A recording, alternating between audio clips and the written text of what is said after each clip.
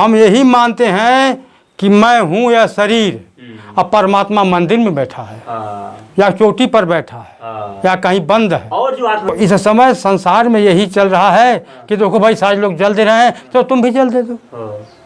ऐसा है कि सत्य कड़वा होता ही है। क्यों? कि सत्य जो है शाश्वत है, वो हिलने वाला नहीं है, वो मिटने वाला नहीं है। अब किसी को कड़वा लगे तो जो सत्य की तरफ जाएगा उसको कड़वा घोंट पीना ही पड़ेगा। बिना कड़वा घोंट पीने सत्य नहीं मिलता। तो हम कड़वे घोंट को नहीं पीना चाहते, हम पीते क्या हैं? हम इस अहंकार के मीठे रस को पीता चाहते हैं।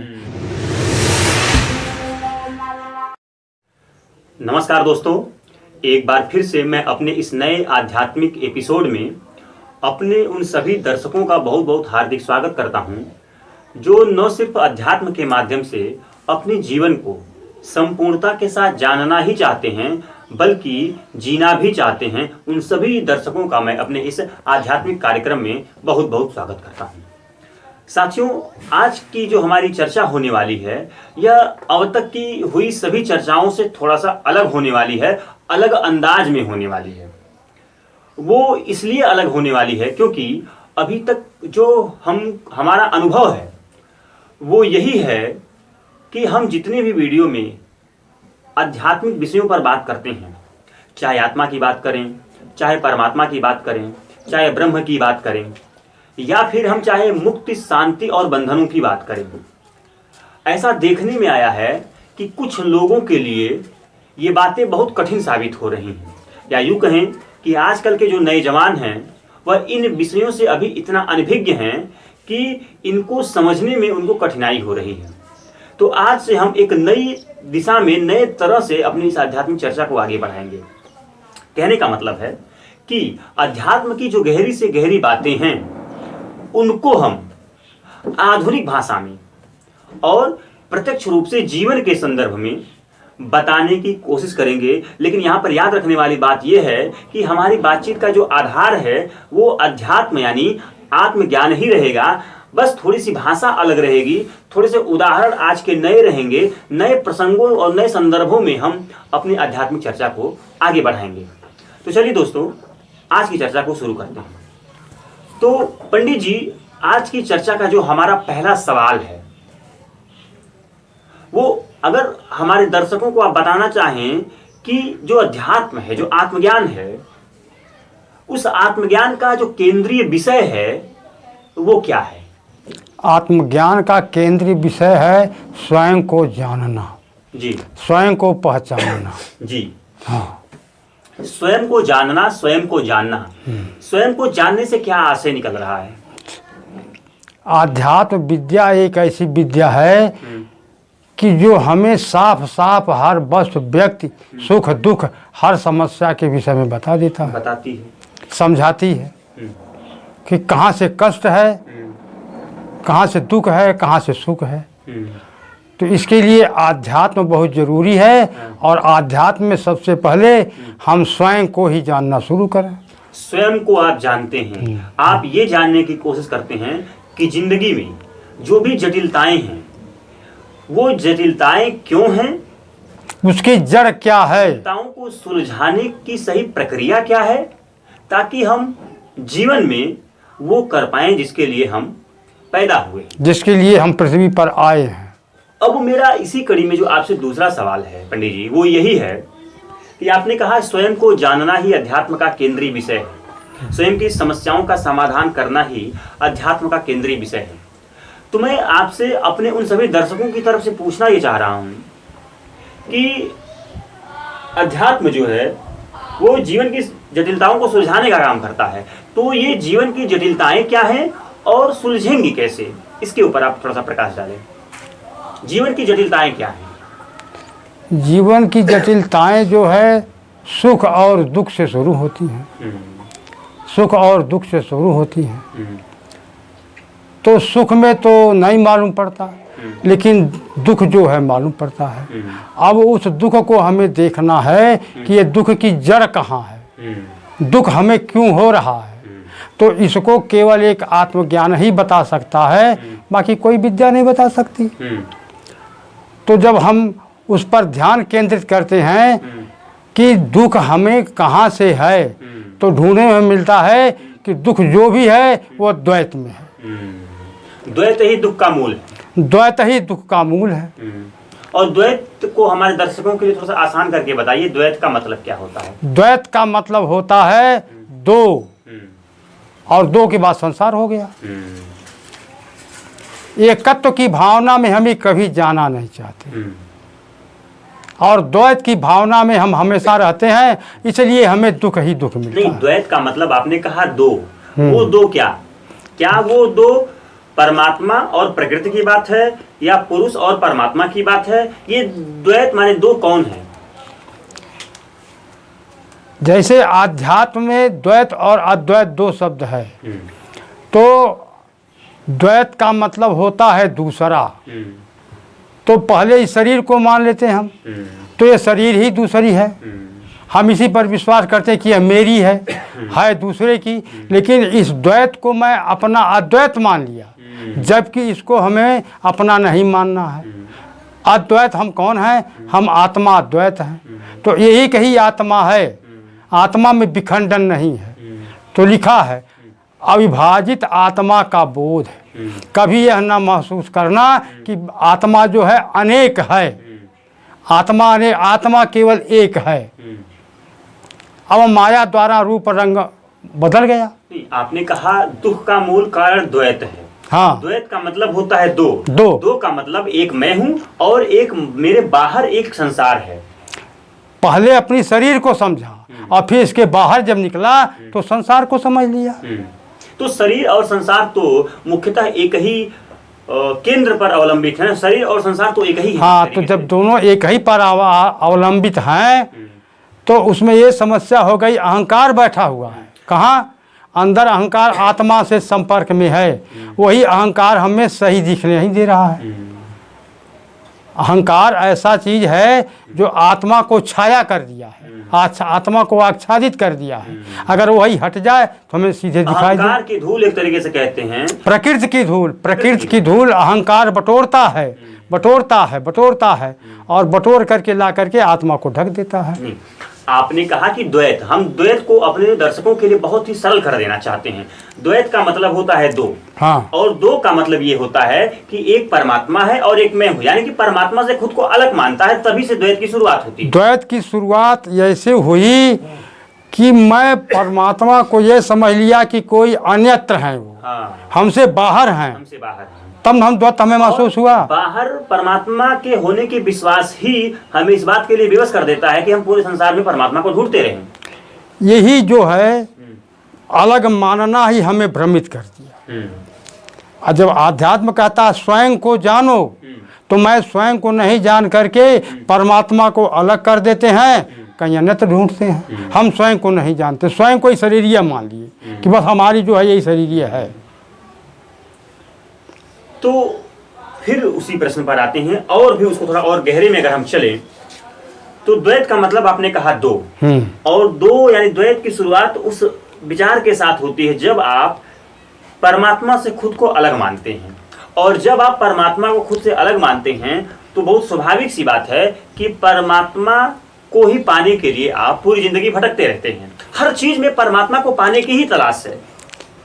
पाने की तलाश तो है, लेकिन हम भटक के रास्ता भूल गए, जैसे हमारे भ्रमित हो गए। हमारे संत पुरुषों ने भी यही गाया है और कहा भी है कि हम बेवजह का ये कहते हैं कि हम धन, पद, प्रतिष्ठा और बहुत कुछ ढूंढने के लिए संसार में भागते हैं, लेकिन इसके गहरे में बैठा यही भाव है कि उसके माध्यम से हम उस परमात्मा की तलाश करते हैं ताकि हमारे जीवन की बेचैनी थम जाए।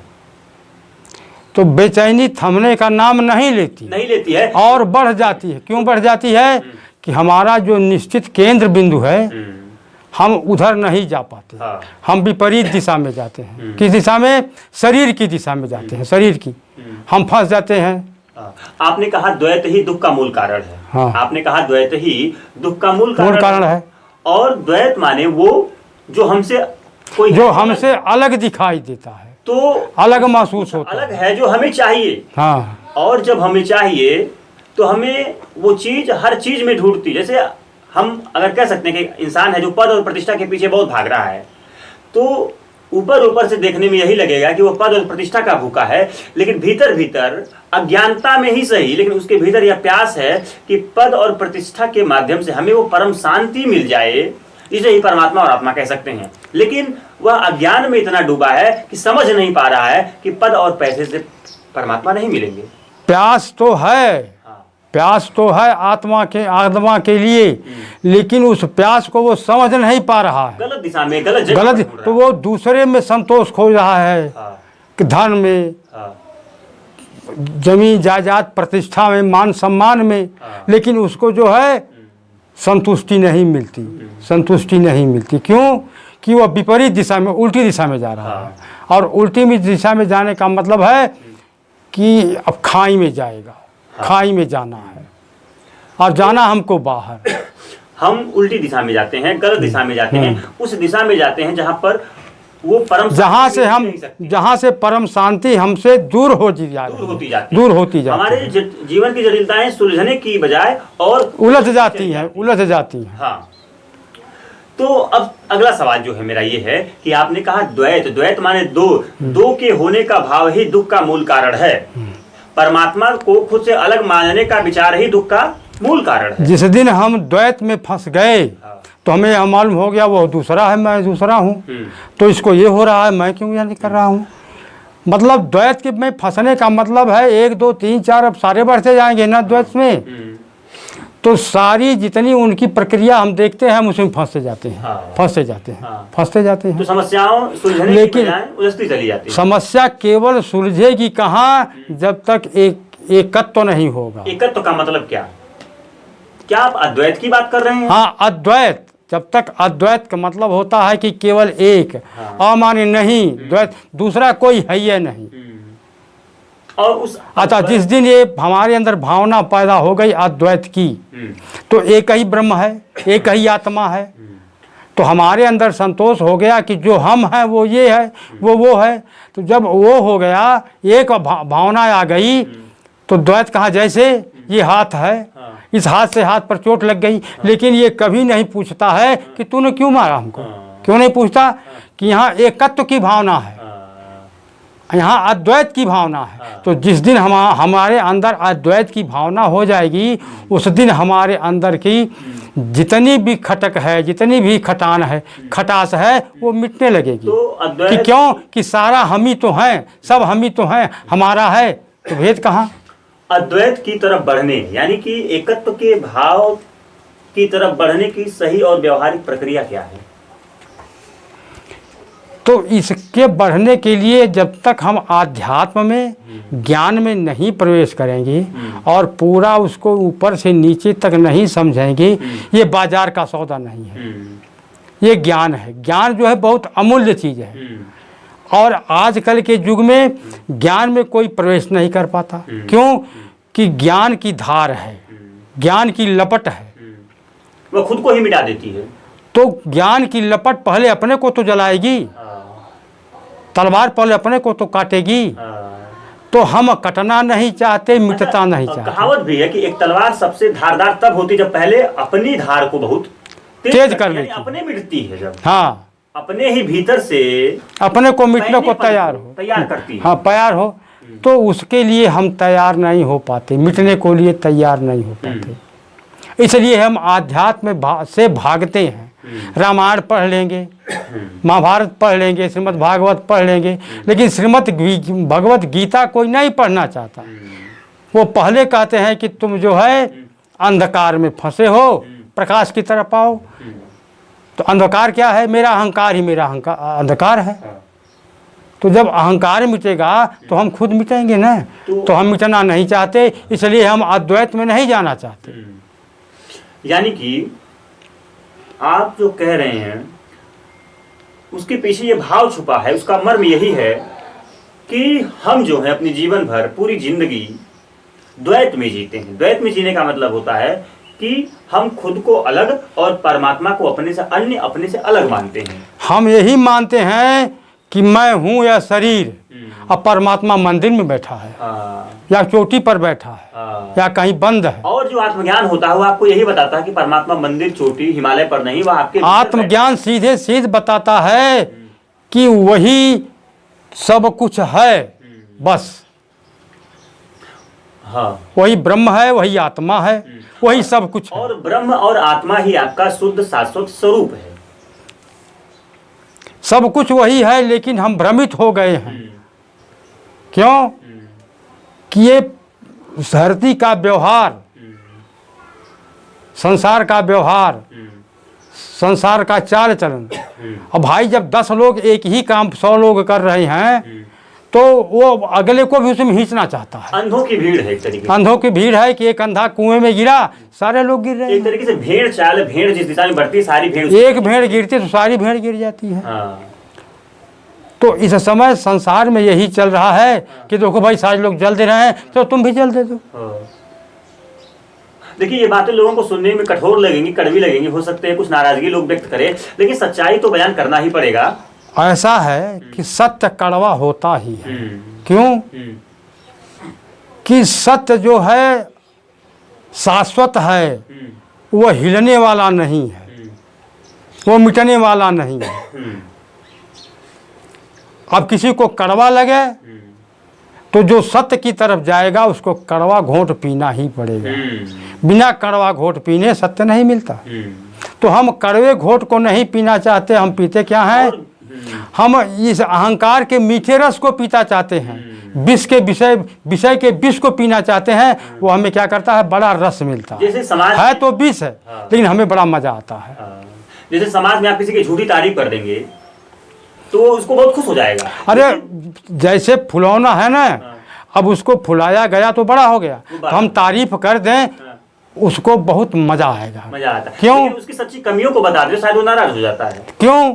कि अहंकार केवल बड़कपन ही खोजता है, बड़ाई खोजता है, अपनी बुराई नहीं चाहता। वो केवल लेना चाहता, कुछ मिले तो कुछ मिले। अब जो बातें हैं शायद ये थोड़ा लंबी चर्चाएं हो गई कि द्वैत ही दुख का मूल है, और इस दुख का निवारण सिर्फ यही है कि आप द्वैत से अद्वैत की तरफ प्रस्थान करें। यही आज की वीडियो का सार है। उम्मीद करता हूं हमारे वीडियो द्वैत के न सिर्फ शाब्दिक अर्थ को बल्कि भावार्थ को भी अच्छे समझे होंगे और धीरे धीरे अद्वैत की यात्रा पर निकलेंगे। इसी के साथ अपने मैं सभी दर्शकों का बहुत बहुत धन्यवाद देता हूं।